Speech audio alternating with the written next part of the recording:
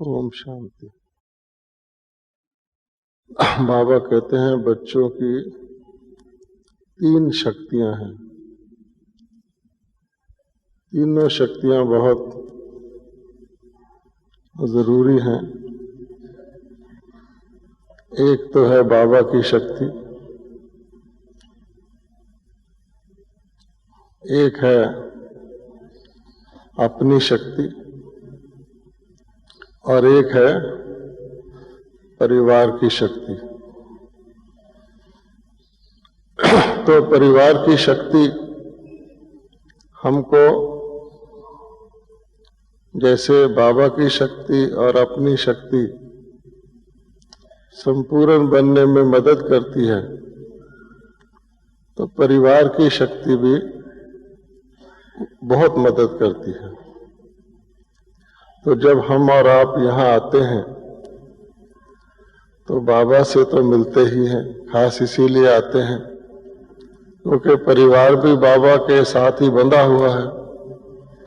लेकिन एक स्थान पर, एक मौके पर अपने बेहद के परिवार का कुछ चित्र हम मधुबन में देखते हैं और चाहे बोले ना भी, लेकिन देखने से भी इतनी सारी आत्माओं को जो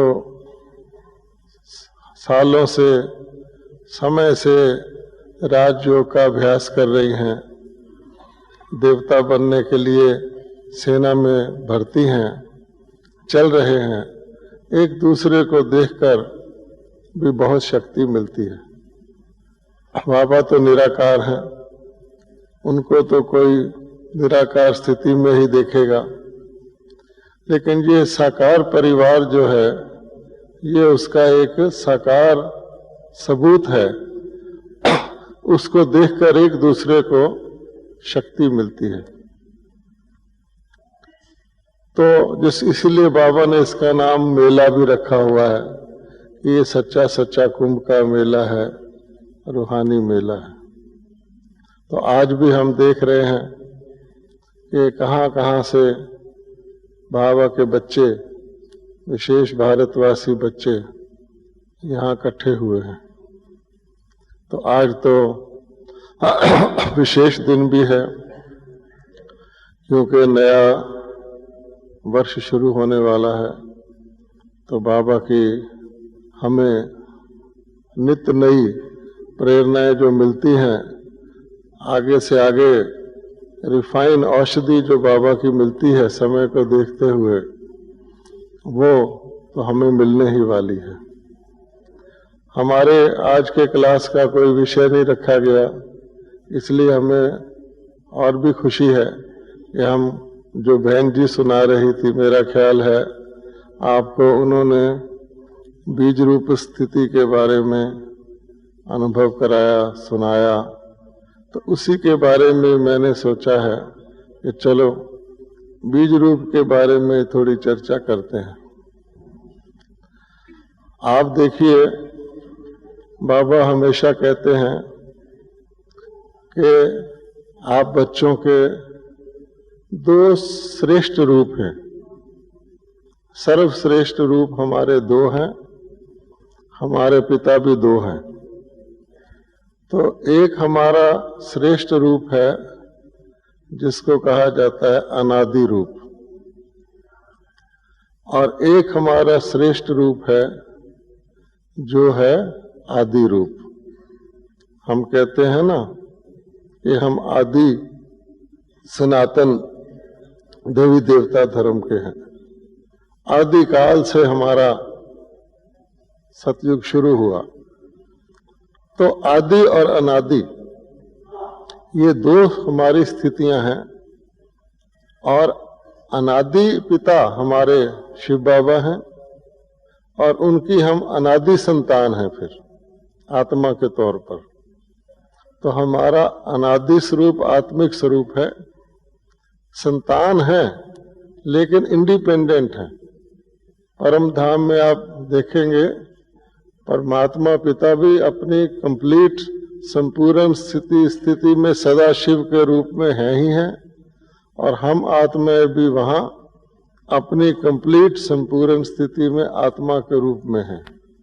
हमारा आपस में कोई बंधा हुआ धागा नहीं है वहां, किसी प्रकार का छोटा बड़ा, ना आत्माओं से ना परमात्मा से, कंप्लीट है। क्योंकि कई लोग पूछते हैं कि अनादि संतान क्या होती है, तो उनको मालूम नहीं है कि अनादि और संतान दोनों भी हो सकता है। तो हम संतान भी हैं, अनादि भी हैं।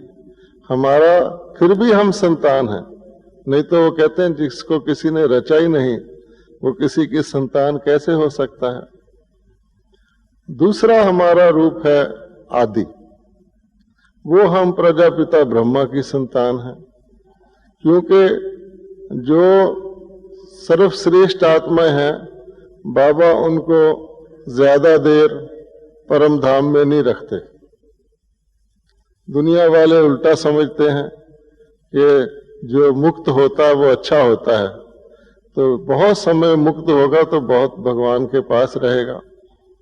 बाबा हमेशा कहते थे, साकार बाबा भी, कि बच्चे, कमाई वाले बच्चों को माता पिता घर में रखना पसंद नहीं करते, और जो पच्छर माल होता है, अर्थात जो गाय दूध नहीं देती या कुछ, उसको गौशाला में डाल दिया जाता है, या किसी का रिपेयर करना हो। तो इसी प्रकार से मुझे याद है बहुत साल पहले फर्स्ट टाइम पटना में एक बहुत बड़ा सम्मेलन हुआ, उसमें चीफ मिनिस्टर ने आना था। अब तो ये कॉमन बात हो गई, उस समय अनकॉमन होती थी। तो अभी मैं पिछले दिन ही मधुबन आया था, और अगले दिन ही बाबा ने कहा बच्चे पटना जाओ। हम तो ये सोच कर आए थे बाबा से मिलेंगे, प्यार से 5-7 दिन रहेंगे। तो हमने कहा बाबा हम तो अभी, बाबा बोला जाओ वहाँ सेवा है। खैर हम खुशी खुशी चले गए। तो हमें उस वक्त याद था कि बाबा कहता है कि सर्विसेबल बच्चों को बादल की तरह सागर से बादल भरता है और बरस के फिर आ जाता है, ऐसे आना जाना होता है। तो मैं कह ये रहा था कि हमारे जो आदि पिता हैं उनका फिर पार्ट हीरो का है, 84 जन्म का है। वो तो सबसे कम समय आदि पिता और आदि माता और आदि बच्चे सबसे कम परम धाम में रहते हैं, क्योंकि नीचे ही बाबा ने उनको इतना संपूर्ण बना देते हैं कि वहां जाना तो जरूरी है, लेकिन उसके बाद फौरन नई दुनिया में आ जाते हैं। वो हमारा अनादि रूप नहीं है, अनादि से नेक्स्ट स्टेज में हम यहाँ आते हैं। अब ये जो आदि रूप है ये हमारा 5000 वर्ष चलता है। किसी का शुरू में शुरू हो जाता है, किसी का 1 जन्म के बाद शुरू हो जाता है थोड़े, लेकिन सभी देवी देवता घराने वालों का आदि स्वरूप स्वर्ग में सतयुग अथवा त्रेता में शुरू हो जाता है और वो अंत तक चलता रहता है। इसका मतलब क्या हुआ कि हम आधा कल्प आत्माओं के हिसाब किताब में संबंध के स्वरूप में रहते हैं, क्योंकि बाबा ने जो हमें वर्षा दिया है वो वर्षा इतना बेहद का वर्षा है कि उसको हम खर्चते रहते हैं। जैसे किसी के पास बहुत संपत्ति हो, उसको कमाने की जरूरत नहीं होती, उसको खर्चता रहता है थोड़ा थोड़ा, तो वो संबंध का स्वरूप रहता है, उसमें कुछ बंधन का बात नहीं होती। तो जितनी भी आत्माएं होती हैं सुख भोगती हैं। तो ये कल्प वृक्ष की चित्र में आप देखते ही हैं कि यही वृक्ष स्वर्ग की जब समय होता है तो हर चीज सुखदायी होती है, परंतु धीरे धीरे धीरे इसका रस कम होता जाता है, कम होता जाता है, और एक समय ऐसा आ जाता है जब इसके नीचे का सारा जड़ सूख जाता है, बीज से कनेक्शन टूट जाता है और इसकी शाखाएं भी सूखने लग जाती हैं। केवल ऊपर ऊपर ऊपर ऊपर थोड़ी हरियाली रहती है, तो उसको भी आत्माएं समझते हैं जो वहां बैठी है कि पेड़ हरा ही है, और धीरे धीरे धीरे धीरे दुख की महसूसता सबको आने लग जाती है। अगर पेड़ हरा है, सब कुछ है, तो दुख क्यों आता है? तो सबको किसी न किसी प्रकार का दुख आ जाता है। तब फिर हमारा टाइम आता है अपने अनादि संबंध में जाने का। तो सारा कल्प तो हमारा पार्ट शरीर का ही रहता है।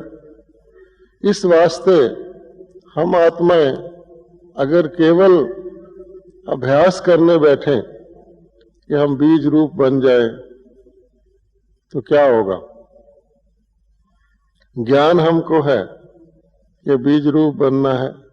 हमारा बीज रूप मैंने है आत्मिक स्वरूप। अच्छा, आत्मिक स्वरूप मैं आत्मा हूं, ये ज्ञान हमको पहले 7 दिन में मिल जाता है। बाबा ने बताया हुआ है कि मैं आत्मा हूं, हमारा फर्स्ट क्वेश्चन भी है और हमारा लास्ट क्वेश्चन भी वही है, मैं आत्मा हूं। लेकिन आत्मा स्वरूप में रहना, ये हमारा पेपर है। तो आत्मा स्वरूप में रहने के लिए दोनों तरफ करना पड़ता है। केवल आप कोशिश भी करें कि मैं आत्मा स्वरूप में रहूं। बाबा अब इस सीजन में हर बार बच्चों को डायरेक्ट अभ्यास भी कराते हैं उस समय कि बच्चे अच्छा विदेही का अभ्यास करो, क्योंकि बाबा की शक्ति रहती है उस समय, तो अपने बंधन जो हैं वो फील नहीं होते। जैसे किसी को क्लोरोफार्म लगा दिया जाए तो उसको दर्द महसूस नहीं होता, वो समझता मैं तो ठीक ठाक हूं। जब उसका असर खत्म होता है फिर उसको दर्द शुरू हो जाता है। इसी प्रकार से हमको भी ये अपने अभ्यास से फायदा तो होता है, क्योंकि वो स्टेज का हम आवाहन करते हैं। लेकिन आत्मिक स्वरूप या बीज रूप स्वरूप बनने के लिए और भी कुछ अभ्यास हमको देखने पड़ते हैं। वो ये है कि हमें हर समय सार रूप में ड्रामा का ज्ञान सामने रहना चाहिए कि इस समय क्या टाइम है। लौकिक रीति से भी हर व्यक्ति अपने टाइम के अनुसार व्यवहार करता है। अभी आप देखेंगे, आप आराम से क्लास में बैठे हैं, आधे घंटे के बाद जब 12:30 बज जाएंगे तो आपका संकल्प दूसरा चलेगा। एक संकल्प होता है क्लास में आने का, वो भी उसका टाइम होता है, और एक संकल्प होता है क्लास से जाने का, उसका भी टाइम होता है। खुशी खुशी माउंट आबू आने का भी संकल्प होता है, और जब वो दिन नजदीक आता है जाने का, तो फिर वो संकल्प उठना शुरू हो जाता है कि अब गाड़ी पकड़ना है, ये है। इसी प्रकार से सवेरे के वक्त आप जब दिन चढ़ता है तो और संकल्प होता है। पंछी भी आसमान में सैर करते हुए घर से निकलते हैं, और शाम के वक्त फिर और संकल्प होता है, वो वापस आ रहे होते हैं। इसी प्रकार से अगर हमें समय का आभास भूल जाए, ब्राह्मणों का मेन हमारा जो सब्जेक्ट है वो समय का नॉलेज है। दुनिया वालों में और हमारे में क्या फर्क है? हम कहते हैं वो कुंभकर्ण की नींद में सोए पड़े हैं, कहते हैं ना। अच्छा, हम जागे हुए हैं, तो सोए क्यों पड़े हैं? हम कहते हैं उनको विनाश का ज्ञान नहीं है, हमको ज्ञान है। अच्छा, मृत्यु तो किसी समय भी हो सकता है शरीर का, वो तो विनाश, विश्व के विनाश से संबंध नहीं है। आप मर गई दुनिया कहा जाता है। अच्छा, जब किसी का मृत्यु होता है ब्राह्मण परिवार में, तो भी थोड़े चौकन्ना होते हैं, मेरा भी ऐसे हो गया तो क्या होगा, लेकिन फिर भूल जाता है। इस वास्ते बाबा ने कहा हुआ है कि दो तरह का वैराग्य है। एक है हद का वैराग्य, जो सन्यासियों को भी होता है, दुनिया वालों को भी होता है, टेम्परेरी होता है, शमशान घाट में जाने पर होता है। और एक है बेहद का वैराग्य, जो है ही है।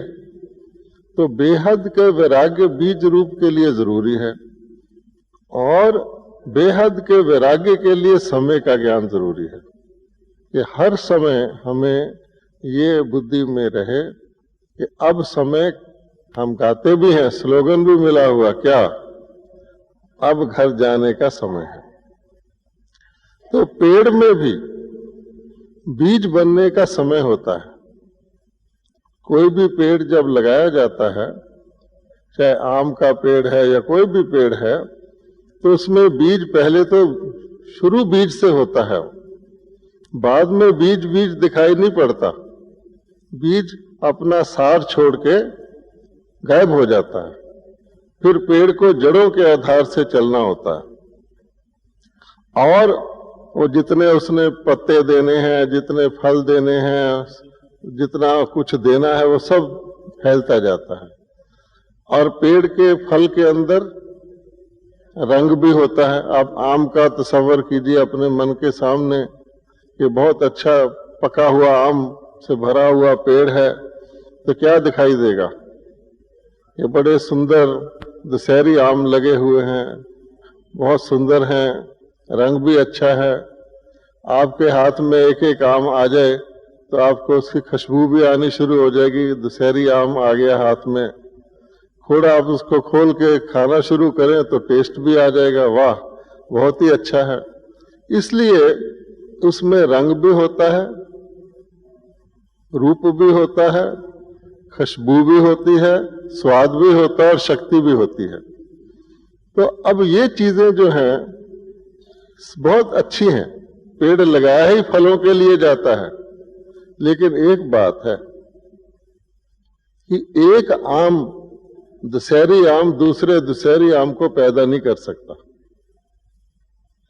उन सबको पैदा करने वाला उनका बीज था, ठीक है।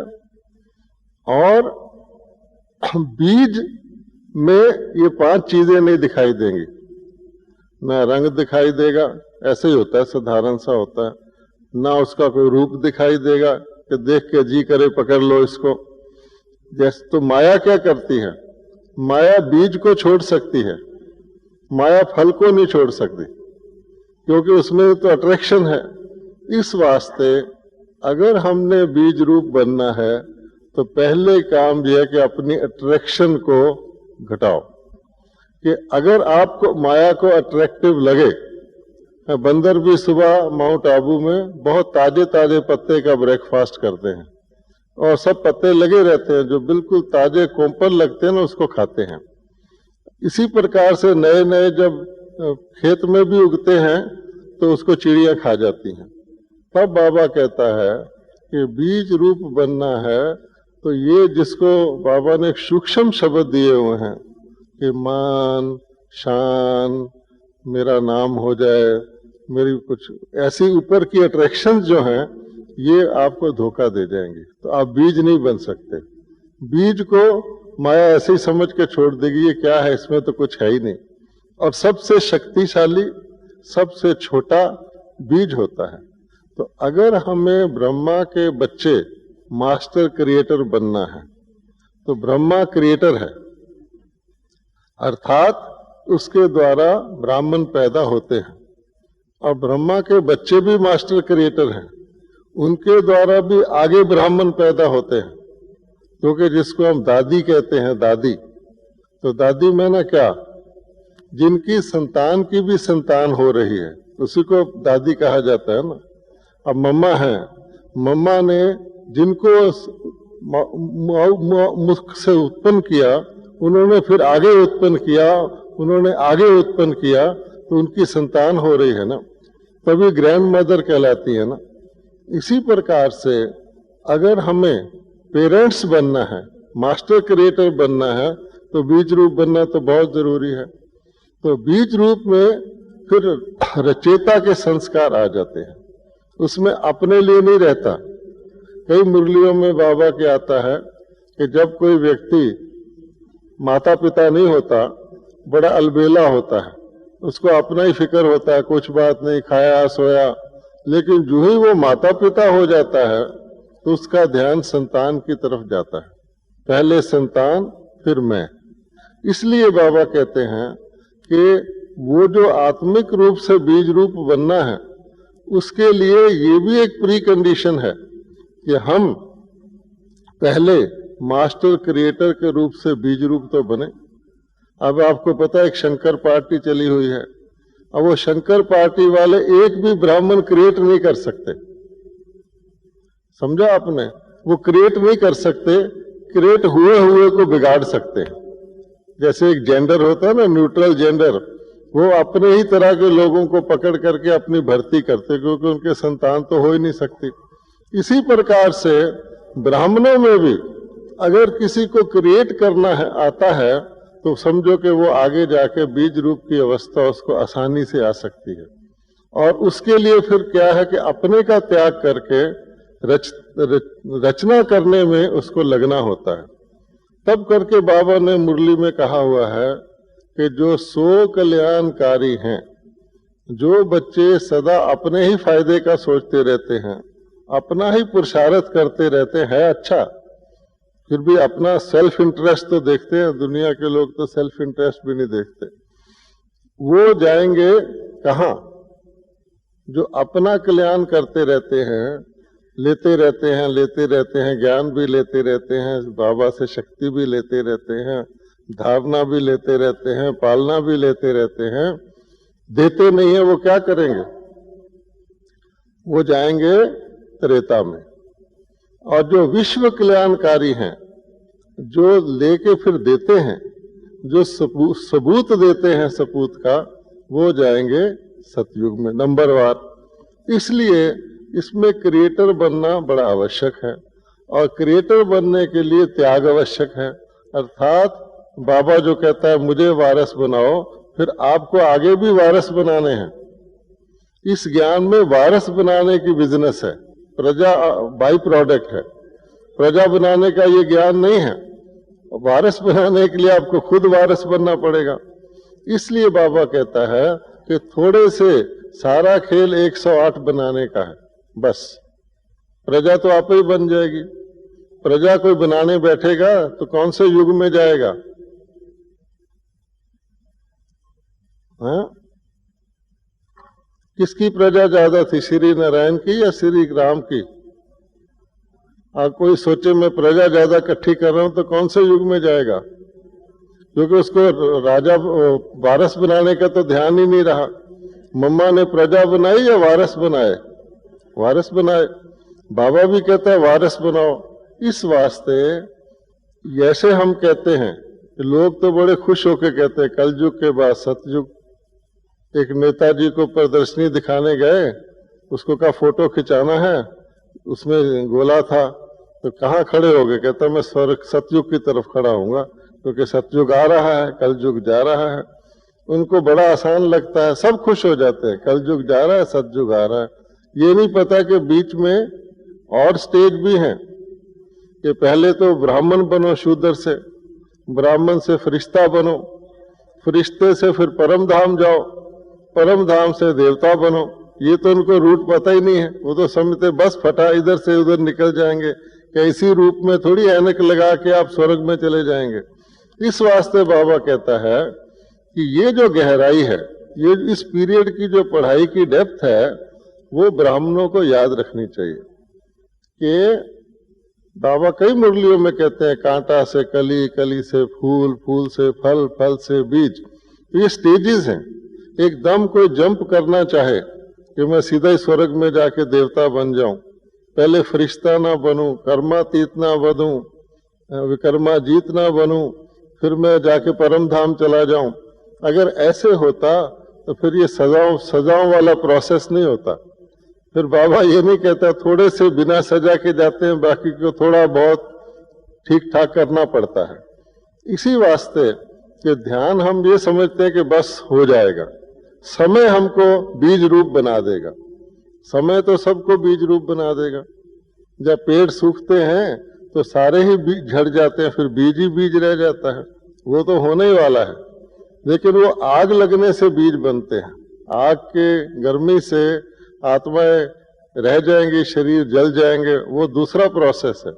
लेकिन अपनी मेहनत से पकना और पक करके संपूर्ण बनना, संपूर्ण बन के बीज रूप बनना, इसके लिए हमें ये जो 4 सब्जेक्ट हैं इसीलिए मिले हुए हैं। पहला सब्जेक्ट कि रोज हमारा सुदर्शन चक्कर घुमाया जाता है। वैसे तो ऑटोमेटिक चीज होनी चाहिए, लोगों को ऑटोमेटिक घड़ियां पसंद हैं, आजकल सब चीज ऑटोमेटिक लोग पसंद करते हैं, मेहनत ना करनी पड़े। लेकिन बाबा फिर भी जानता है कि इनका झूला झुलाओ, थोड़ी देर में ढीला हो जाएगा, फिर उसको झूलाना पड़ता है। तो बाबा हमको रोज एक राउंड सुबह सुबह लोक पर लोक का लगवा देते हैं। ऐसी कोई मुरली नहीं है जिसमें आपको लोक पर लोक का, बेहद की ज्योग्राफी का, बेहद की हिस्ट्री का एक राउंड बाबा ना लगवाए, और नए ढंग से लगवाता है। अच्छा, उसके बाद दिन में उसको स्वचलित रखना चाहिए। इससे क्या होता है, हमें समय की पहचान रहती है। फिर ये नहीं रहता हम कलयुगी जीव हैं, ये मेरा नाम है, ये मेरा धंधा है, मैं ये हूं। साधारण व्यक्ति ना बन के एक जगह इस जन्म में ना टिककर, बाबा कहते हैं छी छी, आज भी बोला है कि ये किचड़ पट्टी की जो चीज है इसमें भी मन लगा हुआ है, और तो और छोड़ो, मन लगे तो चलो स्वर्ग की किसी चीज में लग जाए तो भी ठीक है। अच्छा, सतयुग नासे को सिल्वर एज का सिल्वर मेडल ही ले आए तो भी ठीक है। अच्छा, सिल्वर मेडल ना से तांबे का मेडल ही ले आए जो भारत की टीम लाती, वो भी नहीं। और क्या लेके है जी, आयरन एज के भी नीचे जाके चमड़ा एज जो है ना, उसमें मन लगा हुआ है। क्यों लगा हुआ है? कारण यही है कि वो सारा भूल के ना जो चक्कर सुबह बाबा चलाता है, उस समय वाह वाह वाह वाह सचमुच लोक परलोक सब दिखता है, क्योंकि तीसरी आंख में बाबा ने अभी अभी ड्रॉपर डाला है। अच्छा, उसके बाद वो 2 आंखें खुली जोर की, तीसरी झपक गई, फिर बाबा ही आंखें खोले। ये तो ठीक नहीं है ना, रोज बाबा तुम्हारी आंख में ड्रॉपर डालता रहे, सदा के लिए आउटरीच प्रोग्राम वर्ल्ड बैंक का, आई केयर का रखे, ये तो ठीक नहीं है ना। आपको ऑटोमेटिक रखना चाहिए, तीसरी आंख खोल के दूसरे की भी खोलनी है। इसीलिए कहते हैं कि जब तपस्वियों की तीसरी आंख खुलेगी, जिसको शंकर का रूप दिया है, तो विनाश हो जाएगा। परंतु अब तपस्वियों की अगर तीसरी आंख बीच बीच में झपकती रहे तो लोग भी कहते हैं होने तो वाला है, फिर कहते हैं शायद नहीं होगा, फिर कहते हैं नहीं होगा, फिर कहते हैं नहीं होगा। अच्छा, इस तरह से होता है। तब बाबा कहता है कि आपकी आंख तो बिल्कुल सदा खुली रहनी चाहिए ना, इसीलिए मिली है। तो ये जो ज्ञान का बाबा रोज भी कहते हैं, मुरली पर ध्यान रखो, अटेंशन रखो। ऐसे मत समझो कि मुरली मुझे पता ही है, अगर ऐसे समझोगे तो आपने उसका रस ही नहीं लिया। दूसरी बात, जब ये पता रहेगा फिर आपको योग की तरफ ध्यान जाएगा। तो मुरली सुनना अर्थात ज्ञान, फ्रेश फ्रूट रखना। और कोई मुरली पुरानी की पॉइंट को याद रखते हैं, वो जैसे अचारिया होते हैं ना, अचार खाते हैं लोग, पुराने फल को मसाला लगा के रख देते हैं, कभी भी खा सकते हैं। वो सीजनल चीज नहीं होती, ये रोज का रोज। तो रोज का मुरली सुनना, उसको हजम करना, ये डाइजेशन की निशानी है। नहीं तो पिछली मुरली भी पड़ी है, आगे भी अच्छा वही तो है, इसका मतलब क्या हुआ कि बाबा मीठे मीठे बच्चे कहेगा, बच्चों को मीठा मीठा नहीं लगेगा, कुछ डायबिटीज है, स्पिरिचुअल डायबिटीज है अंदर ही अंदर। इस वास्ते बाबा कहता है कि ये बड़ा जरूरी है, उसका टेस्ट आना चाहिए, बल्कि इच्छा होनी चाहिए कि मुरली में देखें क्या है। फिर बाबा कहता है ये कमाई का साधन है आपकी मुरली, ज्ञान रतन आपके अंदर होंगे। बाबा ने हमेशा कह रखा, चलते फिरते किसी ना किसी को बांटते रहो, कुछ ना कुछ देते रहो। अगर नई चीज को याद होगी तो दूसरे को भी सुना देंगे, खुशी होगी, तो इसका लेन देन करो। वरना फिर झरमुई तो होगी, भाई क्या हुआ फलाने सेंटर में, क्या हुआ। BBC ब्राह्मण ब्रॉडकास्टिंग कारपोरेशन बहुत बड़ी है, इधर का उधर, यहाँ ये लंबा हॉल है, लंबी फैमिली है, यही सुनने आ जाते हैं, तेरे सेंटर में क्या हुआ, मेरे में क्या हुआ, बेड़ा पार। इसलिए बाबा कहता है ये नहीं। फिर पिछला जो है, क्योंकि अगर हमने बीज रूप बनना है तो पिछला और वो गैप यहाँ छोटा है और सतयुग में बहुत लंबा दिखेगा, क्योंकि संगम के पीरियड की रेशो में सतयुग का फल मिलना है। अगर बिल्कुल गैप लेस होगा, लगातार होगा, निरंतर होगा, तो फल भी वहां निरंतर मिलेगा। कोई किसी को कहो गीत गा, बीच में वो चुप हो जाए, थोड़ी देर में फिर गाना शुरू कर दे, फिर चुप हो जाए, तो क्या लगेगा। इसी प्रकार से भक्ति में भी लोग रामायण वगैरह का जो पाठ कराते हैं उसको अखंड पाठ बोलते हैं, कि बीच में विघ्न नहीं आना चाहिए। 7 दिन लगातार दिन रात पाठ करते हैं, लगातार। तो बाबा कहता आपका ये लगातार भी होना चाहिए। मैं देखूंगा बाद में लोग अपनी किस्मत की लाइन भी देखते हैं तो क्या कहते हैं, लाइन कटी कुटी तो नहीं है, सीधी है। किसी की लाइन कटी हुई हो तो कहते हैं इसका कुछ गड़बड़ है। तो बाबा कहता आपकी ये लाइन जो ब्राह्मण की है डे 1 से लेकर, वो कटी कुटी तो नहीं है बीच में, क्योंकि किसी भी रस्सी को काट के गांठ बांधोगे तो कमजोर जरूर हो जाएगी। एक ये ध्यान हमको रखना है। फिर जब हमने मुरली सुनी और हमने पीछे के विक्रम विनाश भी किए, फिर बाबा कहता है कि वहां पर सिर्फ थ्योरेटिकल नॉलेज नहीं है, आप बैठ के योग लगाते रहो और आप मुरली सुन ली, लेकिन आपका जो व्यवहार है, दैवी गुणों की धारणा, इसके लिए हमें ये परिवार मिला हुआ है कि हम लोग अपने परिवार वालों से कैसा संबंध रखते हैं। लौकिक परिवार तो बड़ा प्यारा लगता है, बच्चा आ गया, पोता आ गया, बहू आ गई, बड़े अच्छे लगते हैं। क्यों? वो है हिसाब किताब की बंधन। तो ऊपर से ऐसे लगेगा कि ये मेरा बेटा है, ये मेरी बेटी है, ये मेरी बहू है, ये मेरा पोता है। जैसे आज दादी जी भी कह रही थी कि बाबा मैं तो दृष्टि लूं, मेरा बेटा भी ले ले, उसको निकाल निकाल के उसके मुंह की तरफ कर रहे हैं। ये क्या है? कि ये मोह है। अच्छा, अब बताओ उस बेटे की नजर पड़ती है या नहीं पड़ती है, लेकिन मोह तो दिखता है ना। इसी प्रकार से सूक्ष्म रूप में ये होता है। तब बाबा कहता जो है वो तो है, अब उसको काटना है, वरना आप सूक्ष्म फरिश्ता बने, उससे भी आगे जाके बीज रूप बने। आप बैठे, आपका मन बीज रूप में टिक जाए, तो सामने कोई आत्मा रूपी बीज लाके तो आपने अपने मन को नहीं टिकाना ना, वो तो मुश्किल, वो तो नकली हो जाएगा। अपनी स्थिति को बीज रूप के नजदीक ले जाएंगे, रस्सियां तोड़ेंगे, सूक्ष्म बंधन तोड़ेंगे, तब होगा।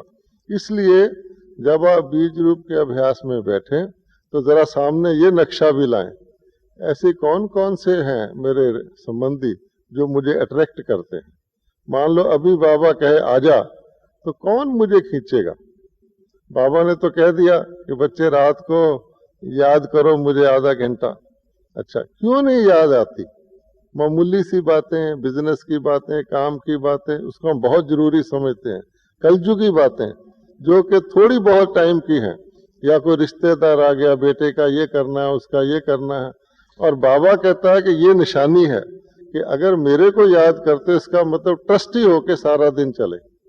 या सब बेटे का भी करना है, उसका भी करना है, बिजनेस का भी करना है, लौकिक का भी करना है, अलौकिक का भी करना है, लेकिन ट्रस्टी होके करेंगे तो इमीडिएटली डिटैच हो सकते हैं। वरना आप ट्रस्टी होके नहीं करेंगे तो आप बैठेंगे भी तो आधा घंटा भी बैठ जाओगे, फिर आपका मन भागता रहेगा। इसलिए ये दर्जा बदर्जा स्टेज है। पहले तो अपने आत्मिक स्वरूप को सदा प्रैक्टिस में रखें। आत्मिक स्वरूप कोई बहुत बड़ी स्टेज नहीं है। कई लोग ये समझते कि आत्मिक स्वरूप बनना बस ये बड़ा अच्छा है, मैं आत्मा हूं। जब कहो याद करो तो कहेंगे मैं आत्मा हूं, इसका मतलब वो पहले शरीर में थे, अब आत्मा बनने की कोशिश कर रहे हैं। आत्मिक स्वरूप तो केवल एयरपोर्ट पे जाना है। आपका फ्लाइट आत्मिक स्वरूप नहीं है, आपका फ्लाइट परमात्मा स्मृति है। परमात्मा स्मृति करोगे तो आत्मा उड़ेगी ना। आत्म स्मृति करके तो शरीर में ही बैठे हैं, मैं आत्मा शरीर में बैठी हूं, फिर क्या हुआ? और आत्मा भी कौन सी? कमजोर आत्मा, बंधन वाली आत्मा, सारे संस्कारों वाली आत्मा, या सतयुगी आत्मा। इस वास्ते हमारी पढ़ाई है बड़ी आसान, है बड़ी सिंपल, है बड़ी सूक्ष्म। अगर कोई करना चाहे तो यहाँ पर आकर सारा दिन पढ़ाई भी कर सकता है। अगर कोई करना ना चाहे तो इधर उधर मिलकर बैठकर अच्छा जी हाँ जी करके घर चले जाओ, वो भी ठीक है। बाबा का यज्ञ बड़ा अच्छा है, बहुत बढ़ गया है, बड़ा अच्छा है, बहन भाई बहुत अच्छे हैं, बस। इसलिए बाबा कहता है कि ये सूक्ष्म पढ़ाई। हमें बाबा ने ये नहीं कहा अपना घर छोड़ के आ जाओ, अपने घर में रहो, तुम्हें मुबारक है, अपनी जायदाद मुझे दे जाओ, वारिस बनाने का मतलब है, नहीं। मुझे अच्छी तरह याद है, जब मुझे पहली पहली तनख्वाह मिली थी, मैंने नौकरी शुरू किया, तो मैंने मधुबन में भेज दिया। हिंदुस्तान में रस्म है कि भी पहले अपने गुरु को लोग भेज देते हैं। तो मेरी सर्विस लगी, बाबा ने कहा था तुम सर्विस करो, मैंने मधुबन में भेज दिया। रजिस्ट्री करवा के भेजा, बाबा ने रजिस्ट्री करवा के वापस कर दिया है जी। तो आ गया वो वापस, वही ड्राफ्ट, उसमें लिखा था कि तुमने क्यों, किस लिए भेजा है, किसने तुमको कहा है कि ये भेजो। अच्छा, अब आप दुनिया में देखेंगे ऐसी कोई धार्मिक संस्था नहीं होगी जिसको कोई पैसा भेजे और वापस कर दे। कोई है? वो पूछेगी और कितना रखा, वो भी भेज दो, है? अच्छा, परंतु यहाँ क्या था कि उन्होंने कहा जी वापस कर दिया। अच्छा, अब मैं हैरान कि बाबा ने वापस कर दिया। और कुछ दिन पहले बाबा ने मुरली चलाई थी कि बाबा बहुत बड़ा सौदागर है, बाबा भी देख कर लेता है, बाबा को फिर उसका पदम गुना देना पड़ता है, इसलिए बाबा के हाथ में जिसका भाग्य बनाए जिसका नाम बनाए, ऐसी एक मुरली आई हुई थी। तो मेरे वो आई ख्याल में कि ये क्या, अब बाबा ने तो वापस कर दिया, तो मेरा भाग्य कैसे बनेगा।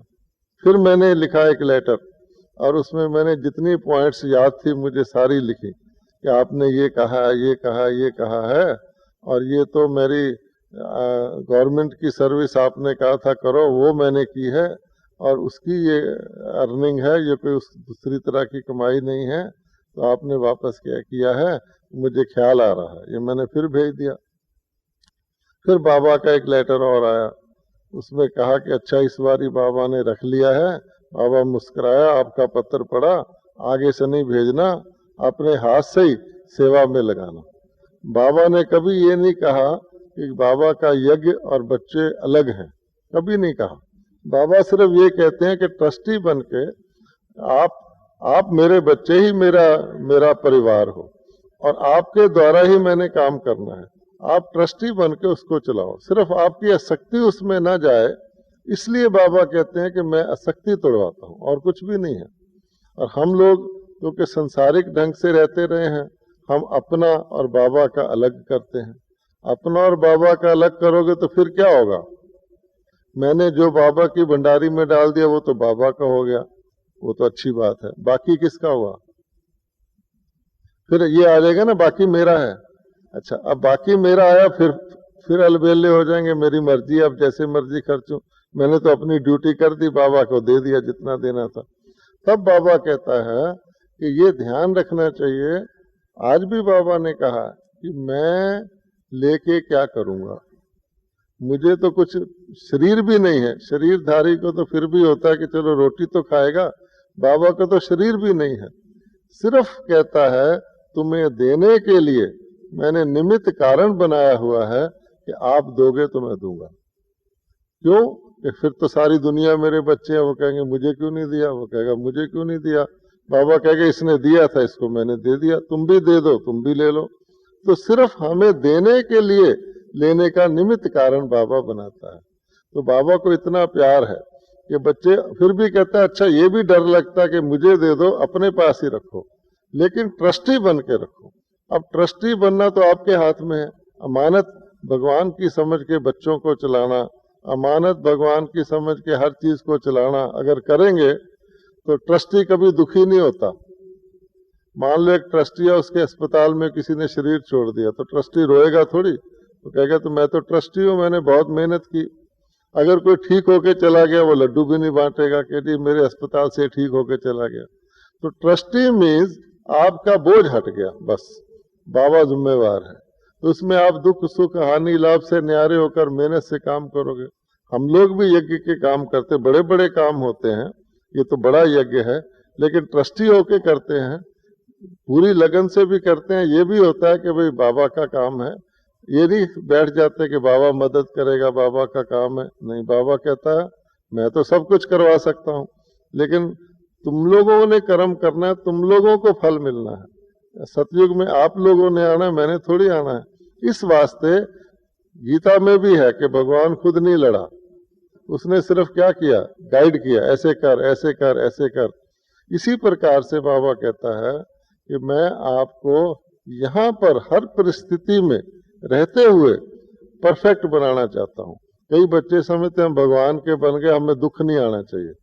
बाबा तेरे बन गए फिर मुझे रोग नहीं आना चाहिए, मेरा ऑपरेशन नहीं होना चाहिए, मेरे बच्चे पास हो जाने चाहिए, मेरा मुकदमा जीत जाना चाहिए। ये भक्ति मार्ग है।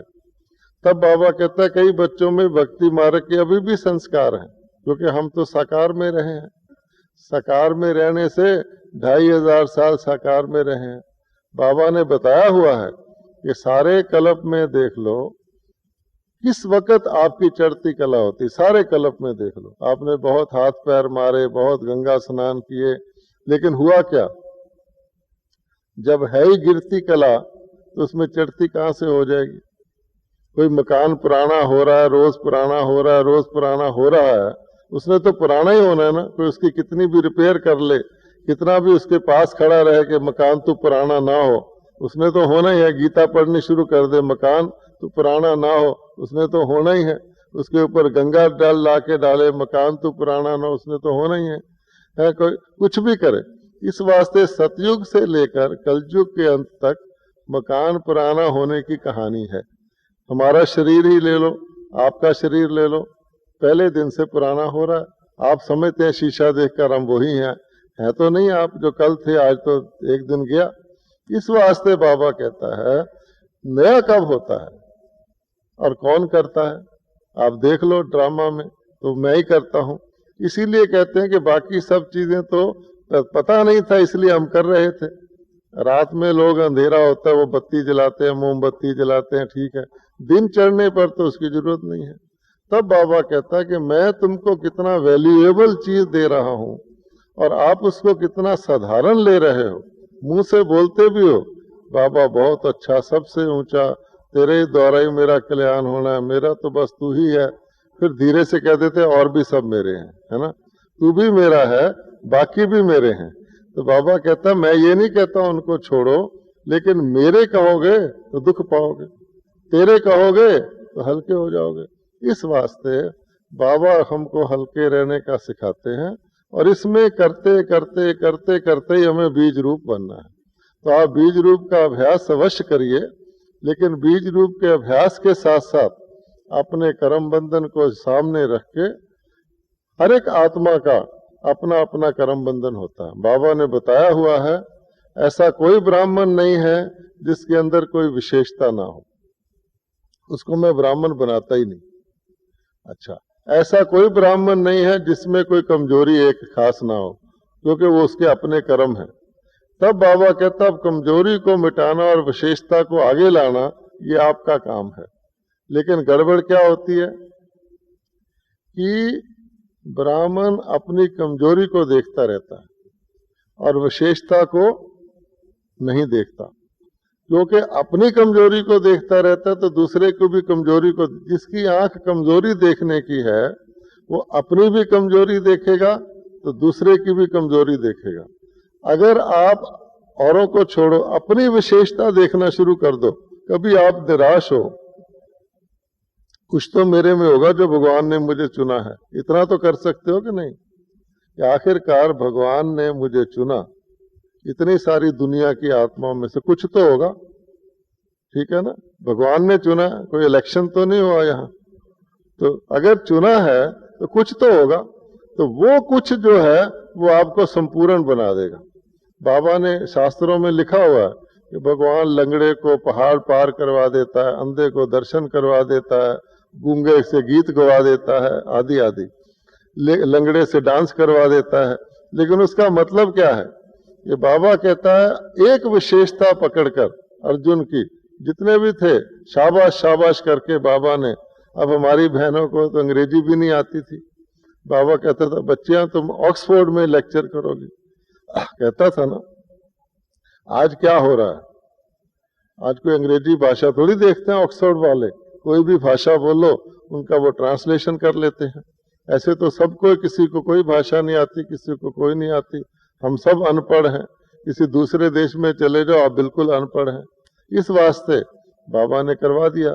लेकिन धारणा तो थी ना, भाषा नहीं थी। तो इसी प्रकार से बाबा कहता है कि ये भी एक भक्ति मार्ग की गड़बड़ है कि भक्ति मार्ग में हम यही गाते आए, मेरे में ये गुण नहीं, मेरे में ये गुण नहीं, मेरे में ये गुण नहीं, और साथ गाते आए जब ये ठीक हो जाएगा ना तो मैं भगवान के पास जाऊंगा। ये वेद शास्त्र गीता उपनिषद ये तीर्थ यात्रा क्यों किया कि मेरे में अवगुण है, इससे ठीक हो जाएंगे फिर भगवान मिलेगा। भगवान शुद्ध आत्मा को मिलता है, भगवान पाप आत्मा को नहीं मिलता। यह है भक्ति मार्ग। ज्ञान मार्ग क्या है कि भगवान पाप आत्मा को मिलता है, उसको शुद्ध बनाता है। डॉक्टर किसको मिलता है, मरीज को या हेल्दी व्यक्ति को? डॉक्टर किसको मिलता है? कोई बीमार कहे जी मैं ठीक ठाक हो जाऊं फिर डॉक्टर के पास जाऊंगा, तो क्या होगा? इसी प्रकार से भक्ति मार्ग कहता है तुम पहले निर्विकारी बन जाओ, भगवान बहुत पवित्र है, वो तुम्हें नहीं मिलेगा। और भगवान कहता है कि जब तक मैं नहीं मिलूंगा मैं तुम ठीक ठाक हो गए नहीं। इसीलिए बाबा कहता है मैं पतित पावन हूं, मेरा टाइटल है पतित पावन। पतित को मिलकर उसको पावन बनाता हूं, पतित दुनिया में आता हूं उसको पावन बनाता हूं। इसलिए ब्राह्मणों को अपनी कृपया कमजोरियों का सिमरन करना, मैंने क्या अपना टाइम वेस्ट करना। और फिर अपनी कमजोरी देखोगे तो अपने को छुपाने के लिए दूसरे की देखोगे। मैं एक दिन क्लास मिस करता हूँ, ये 2 दिन करता है, हो गई तसल्ली, बस ठीक है ना, इससे मैं अच्छा हूँ। अच्छा, इसलिए बाबा कहता है मैंने ये महंगा शर्ट शाल पहना, इसने मेरे से भी महंगा पहना है, चलो। इसलिए बाबा कहता है पर चिंतन शुरू कर दिया। तब बाबा कहता है कि अपने ही कमजोरी नेगेटिव की आंख को ऑपरेशन कर लें, कि देखना ही नहीं है, तब फायदा है। वरना कहें हम सारा दिन तो पॉजिटिव देखते हैं, 2-4 सीन नेगेटिव देख लेते हैं, अच्छा उसका क्या फायदा हुआ? आखिर तो नेगेटिव देख लिया ना। इसी प्रकार से जो कोई कहे मैं सारा गिलास तो अमृत का पीता हूँ, 1 चमचा जहर पी लेता हूँ बीच में, उसका क्या फायदा हुआ? कोई कहे मैं सारा दिन कुछ नहीं करता, 1 सिगरेट पी लेता हूँ दिन में, उसका क्या फायदा हुआ? आजकल ऐसे भी मांसाहारी हैं जो कहते हैं मंगलवार को मांस नहीं खाते, बड़ा कल्याण करते हो किसी के ऊपर, हैं जी। तरह तरह के लोग हैं। आज व्रत है, आज हम आटा नहीं खाएंगे। अभी हम गए थे साउथ अफ्रीका में, धर्म सम्मेलन था, पार्लियामेंट ऑफ रिलीजन्स। आपने धर्म की दुकान तो देखी होंगी, कहीं ना कहीं होती हैं, धर्म के बाजार भी देखे होंगे। वो है धर्म का सुपर मार्केट, बहुत बड़ा, 6500 धर्मों के नेता, 6500, और दुनिया के कोने कोने से भिन्न भिन्न रंग के, भिन्न भिन्न रूप के, भिन्न भिन्न भेष के, भिन्न भिन्न भूषा के आए हुए थे। और उसमें क्या था, मांसाहारी भी थे। अच्छा, नेचुरली मुसलमान ये वो, तो उनका असूल ये था कि किसी को कुछ मना नहीं करना है। तो उनकी किताब में छपा हुआ था मांसाहारी भोजन कहाँ मिलता है, फलाना कहाँ मिलता है। अब बताओ वो धर्म सम्मेलन क्या होगा, हैं जी। इस वास्ते रंग रूप बहुत अच्छे थे, ड्रेस पहने हुए आदि आदि। तब बाबा कहता है कि कई लोग करुणा दया मानवों के ऊपर कृपा की बात करते हैं और साथ मांस भी खाते हैं। तो जब पंछियों पशुओं के ऊपर नहीं करोगे कृपा, तो मनुष्यों पे क्या करोगे? इसलिए बाबा कहते हैं इन चक्करों में ना पड़ करके मैं आपको इन सब से छुड़ाकर ये कहता हूं कि और ना सही एक संकल्प, कहते हैं ब्रह्मा जी ने एक संकल्प रचा, उससे सृष्टि रच दी। हमको भी बाबा एक संकल्प देता है, और ना सही चलो किसी का ना सोचो, शुभ भावना ही रख लो। अब शुभ भावना अपने लिए तो रखनी चाहिए ना हमें। अब मान लो मैंने क्रोध किया, पहले गर्म कौन हुआ, मैं या जिसके ऊपर किया वो? पहले नुकसान किसका हुआ? मेरा हुआ। अगर मैं खुद को गर्म नहीं करूंगा उसके ऊपर गुस्सा कैसे करूंगा? तो शुभ भावना अपने ऊपर गंवाई ना, तब दूसरे के ऊपर भी गंवाई। जो ठगी करता है, धोखा करता है, पहले किसको धोखा देता है वो? दूसरे को या अपने आप को? क्योंकि उसको समझ ही नहीं है कि लॉस क्या होता है, फायदा क्या होता है। अच्छा, इसी प्रकार से बाबा जब कहता है कि अपने को सुधारो, कई लोग कहते हैं लो दूसरे को क्यों ना सुधारे, हैं, उसमें इतनी गड़बड़ है। ये देखने का तरीका ही गलत है, क्योंकि हम दूसरे को सुधार ही नहीं सकते। दूसरे को आप कैसे ठीक कर सकते हो आजकल के जमाने में? कोई कहे सामने वाला ट्रक वाला ठीक ट्रक चलाए तो मेरा एक्सीडेंट नहीं होगा, ये कभी हुआ है? इस वास्ते अपना ही बचाव करना है। तो इस ज्ञान में अपना बचाव करना ये जरूरी है। अगर आप सत्य पर भी अड़ गए ना, मैं सच्चा हूं, ये झूठा है, ये नुकसान कर रहा है, तो भी आपकी अवस्था बिगड़ जाएगी। इस ज्ञान में क्या है कि ड्रामा को समझते हुए राइट भी राइट है, रॉन्ग भी राइट है। आप कहेंगे कैसी बात कर रहा है ना? लेकिन ड्रामा ये कहता है कि जो व्यक्ति रॉन्ग कर रहा है वो तो अपनी तरफ से ठीक समझ के ही कर रहा है ना, वो तो आपको कोई उल्टी राय भी दे रहा है, वो तो ये समझ रहा है ना मैं ठीक दे रहा हूं। तो आप डिस्टर्ब क्यों होते हैं? क्योंकि हर एक व्यक्ति अपना पार्ट बजा रहा है। अब कोई कहे मेरा पति गलत काम कर रहा है, गलत कर रहा है, करने दो, वो अपना एक्टर है, पार्ट बजा रहा है। तो जब बाबा ने बताया हुआ कि ये ड्रामा है, सब एक्टर हैं, आप भी एक्टर हैं, कोई एक्टर अपना पार्ट तो ठीक करे ना, और दूसरे के पार्ट में नुक्स निकालता रहे कि इसने ऐसे क्यों कर दिया, ऐसे क्यों कर दिया, मेरा तो पार्ट नौकर का है सिर्फ, ये आदमी राजा है, ये गलत पार्ट बजा रहा है। नौकर भी एक्टिंग अगर ठीक करता है तो उसको पैसा तो पूरा मिलता है, नौकरी का, एक्टिंग अच्छी की है। ये थोड़ी कि राजे की एक्टिंग का ज्यादा पैसा मिलता है, पैसा तो कोई भी एक्टिंग अच्छी करेगा। तब बाबा कहता है कि अपना पार्ट ठीक बजाना, और उसमें जो डिस्टरबेंस करते हैं उससे उसको डिस्टरबेंस नहीं मानना, यही ज्ञान है। अगर आपने ये करना शुरू कर दिया ऐसे होता तो ऐसे होता, तो ड्रामा के ऊपर उंगली है, धीरे धीरे भगवान के ऊपर उंगली है। फिर कहेंगे बाबा के बच्चे ऐसे हैं, बाबा ने थोड़ी ये बच्चे पैदा किए हैं, ये तो बच्चे आ गए हैं, बाबा उनको सुधार रहा है।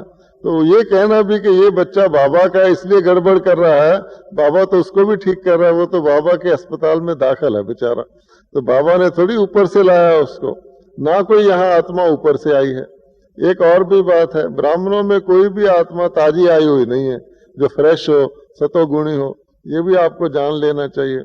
तो अगर आप धोबी घाट में जाओगे तो मैला पानी ही दिखेगा, अगर आप हॉस्पिटल में जाओगे तो स्पिरिट वगैरह खून वगैरह ही दिखेगा, लेकिन वहां कल्याण तो होता है ना। तो ये थोड़ी कहता है अस्पताल वाले को तुमने कितने आदमी मार दिए, मैं तेरे अस्पताल में दाखिल होना चाहता हूँ, ऐसा कोई कहता है? कितने ठीक कर दिए। तो ये थोड़ी कहता है स्कूल में जाकर आपके स्कूल में कितने बच्चे फेल हुए हैं बताओ, मैं इसमें दाखिल होना चाहता हूँ। वो कहेगा भाई कितने यहाँ फर्स्ट डिवीजन में आए हैं। तो यहाँ आके माया बुद्धि ऐसी घुमाती है कि वो आंख के आगे ना धुआं लगा देती है। तो जो नहीं पूछना चाहिए वो पूछना शुरू कर देते हैं। पता भी होता है सारा रोज बाबा ज्ञान देता है, इसलिए बाबा कहता है रोज रोज चक्कर घुमाते रहोगे तो जाले नहीं लगेंगे। अपने आप आपको किसी से पूछना नहीं पड़ेगा, आपका डाउट्स क्लियर होते रहेंगे। ये सारी गीता डाउट से भरी हुई है। अर्जुन पूछता रहा, वो करता रहा। डाउट क्यों आता है? अपनी अकल के हिसाब से। हम कहते हैं अकलमंद लोग बहुत अच्छे होते हैं, एक लिहाज से अकलमंद लोग ही ज्यादा गड़बड़ वाले होते हैं। आप देखिए देवताओं को क्या कहा जाता है? पवित्र बुद्धू, क्योंकि वो अपनी अकल को यूज नहीं करते। देवताएं जो हैं उनको करनी नहीं पड़ती यूज, यहाँ अकल यूज करनी पड़ती है। या कितने वकील लोग होते हैं, अकल की तो यहाँ कीमत लगाई जाती, फीस दी जाती है। बाबा कहता है आप अकल कब यूज करते हैं? आप सोचिए, जब आप कंफ्यूज होंगे तो अकल यूज करेंगे। इसका मतलब जो कंफ्यूज है वो अकल यूज करता है। मान लो मुझे अपने घर जाना है तो मैं अकल तो यूज नहीं करूंगा ना, मेरे पांव अपने आप मेरे घर की तरफ जाएंगे। अगर मैंने किसी स्ट्रेंजर के घर जाना है तो 10 बारी पूछूंगा, क्यों भाई ये बस वहीं जा रही है ना, अहमदाबाद जा रही है ना? वो कहेगा हाँ जी। फिर मैं बस में बैठकर फिर पूछूंगा तुम अहमदाबाद जा रहे हो ना? वो कहेगा हाँ जी। फिर थोड़ी देर बाद पूछूंगा आप भी अहमदाबाद जा रहे हैं ना भाई साहब? क्यों? कि मुझे डाउट है। अच्छा, फिर डाउट पैदा हो गया, फिर ठंडा किया, फिर पैदा हो गया। इस वास्ते अगर कोई साथ वाली बस में देख लिया दिल्ली का बोर्ड लगा, फिर बाहर जाके देखूंगा कि ये तो अहमदाबाद ही है ना। इसलिए अकल कब यूज किया आपने? जब आपको डाउट है। जो ठीक व्यक्ति पक्का श्योर होता है, इसीलिए गीता में लिखा हुआ निश्चयात्मक बुद्धि विजयंती, संशयात्मक बुद्धि विनशंती। तो ये सारा खेल डाउट का है। तो माया क्या करती है, हमारी अकल के अंदर घुस के और उसमें डाउट पैदा, उसका काम ही ये है दिमाग में बैठ जाना और डाउट पैदा करते रहना। वरना क्या बात है कि श्रीमत, किसी को श्रीमत मिले और वो मान भी ले ये श्रीमत है, उसके बाद श्रीमत के ऊपर ना चले, कौन उसके रास्ते में आता है? कोई दूसरा बाद में आता है, पर मत बाद में लेता है। वो पहले कहता है, बाबा ने कहा है ना, बच्चे खाओ पियो मौज करो, हवाई जहाज में घूमो, सैर करो, पैसा है तो मौज करो, हैं? हाँ, कितने अच्छी बात बाबा ने कही है। चलो आज ही गोवा घूम के आते हैं, है ना, क्योंकि श्रीमत और मनमत मिल रही है आपस में। फिर बाबा कहता है, बच्चे तुमने क्या लेना है पुरानी दुनिया में, इसमें क्या देखना है? हाँ, कीचड़ पट्टी है सारी। फिर वो दूसरा, क्योंकि अपने साथ टैली नहीं कर रही ना वो मत, अच्छा पुरुषार्थ करते हैं, चलो सादगी रहने का पुरुषार्थ करते हैं, फिर पुरुषार्थ आ जाता है। तो इसलिए श्रीमत और प्रैक्टिकल के बीच में है मेरे मत, जिसको कहते हैं अकल। तो ये जो हमारी अकल है, द्वापर से लेकर यहां हमें कौन लाया है? द्वापर से लेकर यहां कौन लाया हमें? अकल, है ना। अपनी अकल पे चलते रहे, रोज सोचे हम ऊपर जाएंगे, नीचे आते रहे। अगर उसी को यूज करते रहेंगे तो फिर क्या होगा? तब करके बाबा कई बार कहते हैं, बुद्धि का सरेंडर सबसे बड़ा सरेंडर है। क्योंकि श्रीमत हमारी समझ में शायद अभी ना आए, लेकिन उसको समझने की कोशिश करना चाहिए। चलो बड़े की मत समझ के मान लेना चाहिए कि बाबा ने कहा ठीक ही होगा, क्योंकि वरना क्या होगा कि गड़बड़ होती है। बाबा का ये वायदा है कि अगर सारे जीवन में किसी ब्राह्मण ने एक बार भी सच्चे दिल से मेरी श्रीमत मानी है किसी भी बात में, तो मैं जिंदगी भर उसकी मदद करने को बंधा हुआ हूं। अब सभी ब्राह्मण अपने सीने पर हाथ रख के देख सकते हैं ऐसा है या नहीं है। इतना बड़ा कॉन्ट्रैक्ट तो कोई भी नहीं करता। उसके मानने के बाद फिर थोड़ी देर बाद फिर बच्चे डाउट करना शुरू कर देते हैं, फिर श्रीमत से इधर उधर होना शुरू हो जाते। क्या फर्क पड़ता है, रात को आधा घंटा सोना याद करें या टीवी देख लें, बहुत अच्छा प्रोग्राम आ रहा है, इससे नींद अच्छी आ जाएगी। हमारे पर कोई असर नहीं होता, हम तो पक्के योगी हैं। क्या असर होता है टीवी का? बाबा कहता है ना, देखते हुए ना देखो। उस वक्त ऐसी पॉइंट्स आएंगी। अब बताओ ये क्या है? अब तुम्हारे नंबर बढ़ेंगे या घटेंगे? हमें कोई असर, क्या करें, बच्चे बच्चे देखते हैं, अब हम आंखें थोड़ी बंद कर लेंगे, है ना। उनको अलग लेके देंगे तो बिगड़ जाएंगे। इसलिए कई बहाने करके, ये कौन दलीलें दे रहा है? बाबा इसलिए कहता है अपने वकील नहीं बनो, अपने जज बनो। ये आर्गुमेंट्स दे के माया डाउट में ला के गलती करवा के फिर दिल शिकस्त बना देती है। फिर कहते हैं कहाँ चल पाते हैं हम पूरा श्रीमत पर, और ठंडे हो जाते हैं। यात्रा आगे निकल जाती है, डिस्टेंस बढ़ जाता है, फिर दिल शिकस्त हो जाते हैं। इसलिए है बड़ा आसान तरीका। इसमें सिर्फ अपने गैप, जैसे डॉक्टर लोग कहते हैं दवाई भी खाओ परहेज भी करो, तो अगर परहेज नहीं करेंगे तो फिर कहेंगे दवाई असर नहीं कर रही, तो कारण अपना परहेज का ना करना है। इसलिए 4 सब्जेक्ट सिंपल हैं, एक साधारण आदमी भी समझ सकता है। और बाबा ने कहा हुआ, मैंने आपको ऐसी शक्ति दी हुई है, आध्यात्मिक शक्ति, जो गरीब अमीर बच्चा बूढ़ा पढ़ा अनपढ़ा कोई भी इसको धारण कर सकता है। और शक्तियों के लिए तो मेहनत करनी पड़ेगी। कोई जवान लोग कर सकते हैं, कोई पढ़े लिखे कर सकते हैं, कोई पैसे वाले कर सकते हैं, इसको हर एक कर सकता है। इसलिए इस अमूल्य शक्ति को, अमूल्य समय को हम जितना ध्यान में रखेंगे, तब हमारी बीज रूप अवस्था नजदीक आती जाएगी। ओम शांति।